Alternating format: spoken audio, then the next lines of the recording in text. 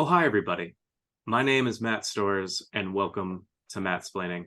Today, I have an expert on who is going to talk about a portion of the economy and a portion of our economic system that I am very fascinated to learn about.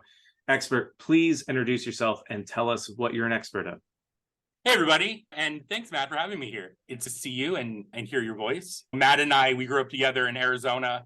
I got to see him sprout, and it's exciting to, now that we're sort of in different sides of the country, to reconnect and to talk to your listeners. My name is Jeffrey Shaw, and the topic today is about startup fundraising. I have a background in all things startup. I've founded my first company about 18 years ago, and I'm only 36, so I was pretty young. But through that time, I've raised over $40 million for my companies. Wow. And so not only have I incepted startups, launched them, raised funding for them, and scaled them, but now I'm also on the other side of the table. I'm also an investor. I run a 50 million venture fund that invests in blockchain companies. So I sort of know everything from both the founder side and the investor side. And I am excited to be Mattsplained. My understanding of the startup fundraising system, I feel, is pretty vast. And I find that the basis of getting funding is figuring out what makes you special or what makes your business special, and then taking that to the next level of understanding what other people would think was special.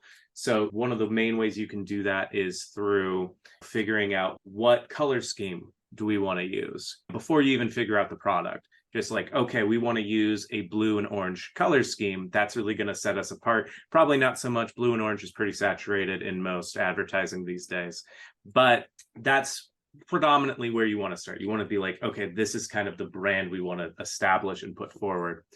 And Matt, we're talking about color schemes in a fundraising chat. Absolutely, that's day one. You got to figure out your color scheme. You can't build a business without a good color scheme. It's to a good business, and you want to figure out how to find the money once you have the color scheme established. And one of the primary ways to do that is to create a person web. One of the things that you have you in the center and like everybody, and then like who do they know and who do they know? And you do that for everybody in the company. And ideally, you're going to have someone with a significant amount of intergenerational wealth.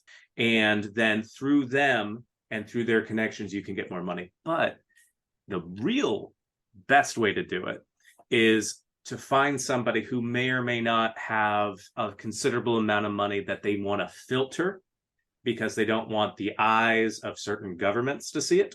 And then you're set. You can get money from them.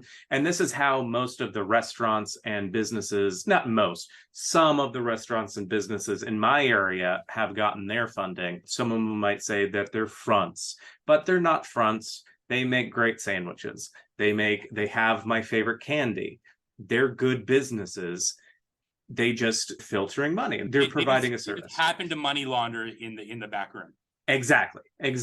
There's a couple extra every time I buy my Kinder hazelnut hippos. They say that 2 of them were purchased as opposed to just 1. And I think that's just a great business model. And then out in California, as I understand it, how it's run, most of the seed funding places, what they will do is you'll have kind of these houses where like incubators, and they will have a number of people with a number of different business models.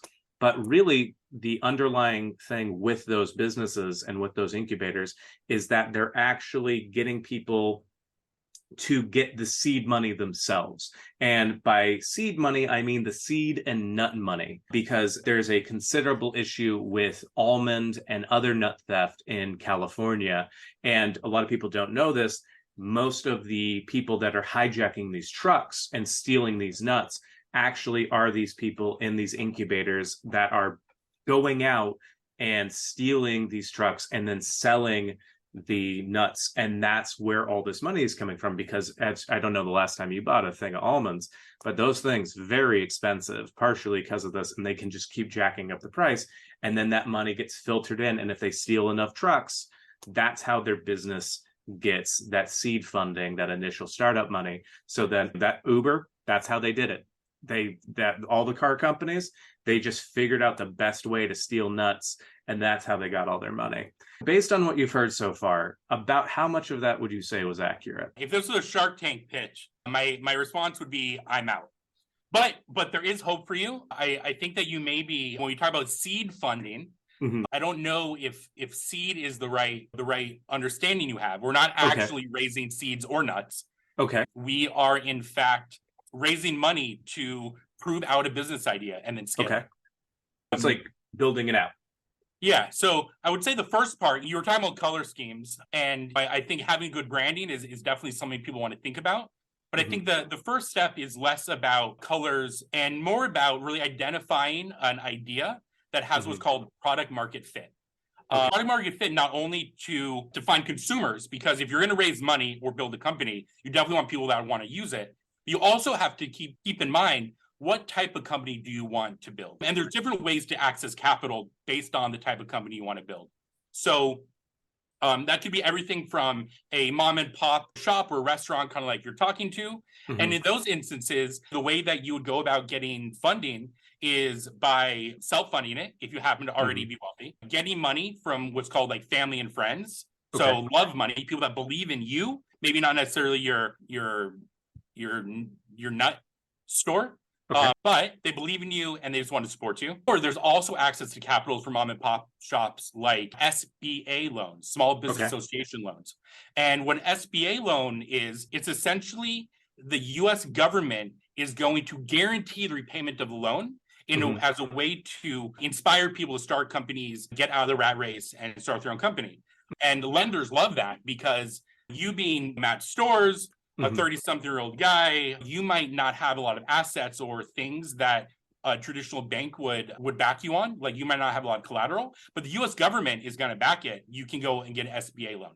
So that's sort of the mom and pop shop. My expertise and really what I've done over my 15, 18-year career growing startups is actually looking at venture scale companies. So these are companies with the idea that we want to grow a company that will be $1 billion business. And in the world of startups, $1 billion business is what's called a unicorn. And that's sort of what all these founders want to do. And this is really what investors are looking for. Now, when you're looking for your first check, your first injection of capital, oftentimes, especially today, you're going to need some level of proof that you can have a good idea. Investors in the early stages aren't necessarily backing your exact company as it is, because they understand the idea of the business is going to change and pivot over time. What they're backing is you as the founder, and the idea, does this guy have the ability to have good ideas, and can they roll the punches? Can they adapt to the circumstances?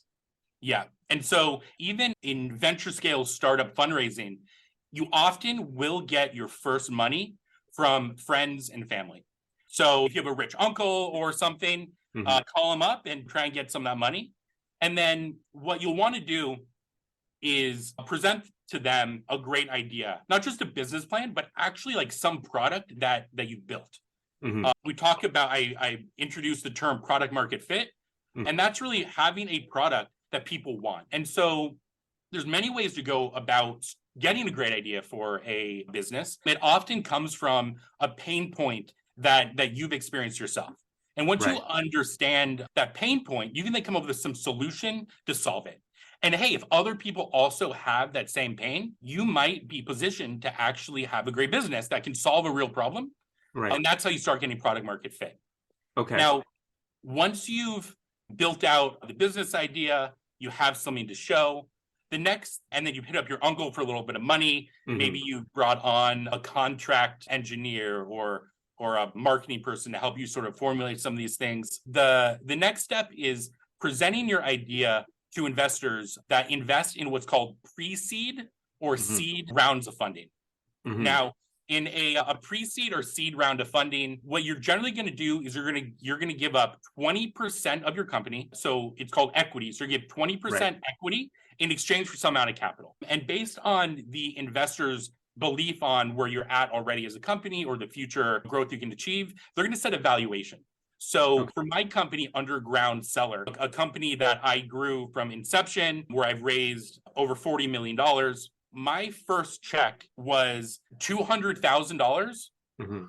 and I gave him 20% for it. Now Okay. I was able to take that $200,000 and get to what's called the next inflection point. So when you ask for money, you want to explain to them what are you going to do with the money and what's it going to get you. Mhm. And if you don't have a lot of connections with investors, you're still able to reach out to them. These investors who invest in early stage companies, they want to hear about new opportunities. So you can Right. often find them online. Or what I did in my instance was I just started sending cold emails to people with money. And you know, if Okay. you have ever seen the TV show Shark Tank, Mhm. you can take any of those panelists, whether it's Kevin O'Leary or Mark Cuban or Mhm. Barbara Corcoran, and you can email them. And that's actually how I went ahead and got some of my first $1 million came from Mhm. a cold email. Oh, And I wow. actually emailed Mark Cuban Mhm. and I said, yo, Mark, I've got this cool new wine company. Why don't you hop on your private jet, come meet the team? We'd love for you to consider investing. Mhm. And you won't believe it. He responded. Oh, that's great. And he responded and he said, hey, I'm not interested. That's all he said. Okay. And I said, Mark, you're missing the opportunity of a lifetime. You really need to come out and meet the team. And we went back and forth for a few more times until he said, Jeff, stop emailing me. And That's I said, great. okay, all right, Mark, I'm gonna cool off. But what I did was I forwarded that entire email chain with Mark Cuban to Barbara Corcoran, the other Okay. shark on Shark Tank. And I said, hey Barb, Mark passed on our deal. Let's prove him wrong. And she thought that was so funny. She also happens to be a wine. Enthusiast, yeah. And so after a couple months of due diligence, and due diligence is where they talk to the team, they talk to customers, they look at it. She ended up investing in our company. She also blasted it out to her network, and that's how we raised our first $1 million. Oh, that's And so great. Barbara Corcoran is one of our investors. And what she invested through is what's called crowdfunding platform. And Okay. not crowdfunding like you might know from something like Kickstarter or yeah, GoFundMe or anything. yeah. So in Kickstarter or GoFundMe, you're essentially trading product for capital. In Right. this, you're actually giving them equity ownership in your company in exchange Mhm. for money. And there's platforms like Angel Refunder and some of these other platforms that allow you to list your company on there and blast it out and get investment. So that's how we got our first $1 million just from cold emailing. Oh, that's amazing. I commend you for that. I think I know like Mark Cuban's response to that I think is beautiful too. That's just a wonderful exchange. I love that you did that. That's wonderful. Yeah, I would say like some advice I give to someone who wants to start a company is don't be shy. Like take cracks at the bat. The worst they'll do is say no, and it could lead to another investment from someone else.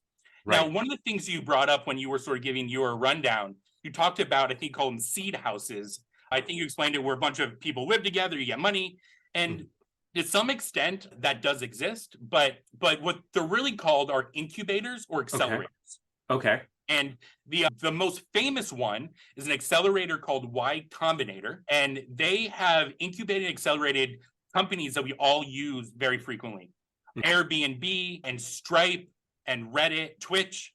What they do is they give $500,000 in exchange for 7% of your company. So it bumps it up a level, right? And Mhm. they're highly exclusive. They're harder to get accepted to than like Princeton or Stanford. But if you can get in, not only do they give you money, but for 3 months, they work with you intently to help you prove out your product market fit. Everything from what color schemes to use, but Okay. also things like how do you talk to investors and how do you raise money? How do you get customers? How do you grow? And the main metric that people that are looking to scale their company, it's all about two metrics that combine together. It's Mhm. CAC to LTV, the cost to acquire a customer, and what is the lifetime value of that customer? And it's Mhm. represented as a fraction.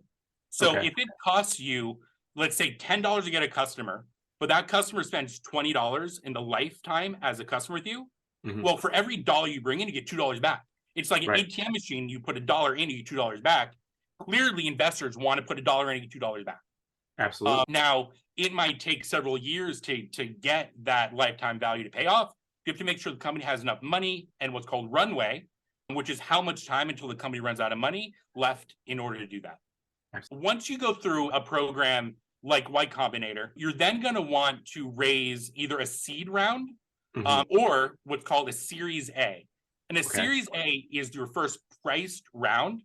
And this is going to be from an investor who is no longer just betting on you as a founder and betting on can you have good ideas, but they have analysts that are going to look at your data, go through everything, build customer cohort analysis, really understand is your CAC to LTV ratio something that can grow over time? Is it going to fizzle out? Is the market size big enough to support a big enough business for their investment to pay back?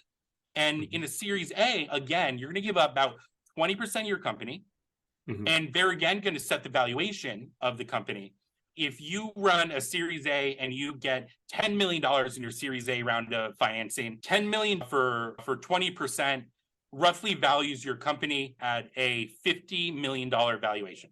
Right. So we went from like a $500,000 valuation in like family and friends to a few $1 million valuation in the accelerator to a $50 million valuation in the Series A. And these are all rough estimates. And they'll vary based on the stage of your company and everything. But once you get a Series A investor interested, you're going to run a process. And the way you get the best valuation is by getting more than one Series A investor interested at the same time. And what they are hoping for is that you're going to be like $1 billion company or bigger. And they are going to help you figure out how to find that product market fit, get customers, and grow. And then after that, there's what's called a Series B, Series C, and it just keeps going from there with the different letters. Okay. Yeah. Fantastic. Jeff, this was unbelievably insightful. As somebody who gets business ideas fairly regularly that are just wildly inefficient and not sustainable, if I ever hit on one that's good, I'm going to have to hit you up. If people wanted to know more about you or they wanted to know more about fundraising, where could they find out more? They can email me. My email address is jeff@shaw.vc. So jeff@shaw.vc as in venture capital. And that's where you can reach me. If anyone wants any advice on how to start a company, how to fundraise for it, I love to respond. I respond to everyone who emails me, and I'd love to hear from anyone of your listeners that are interested. Awesome.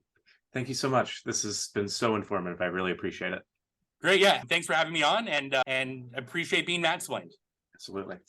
My name is Matt Stores, and this has been Mattsplaining.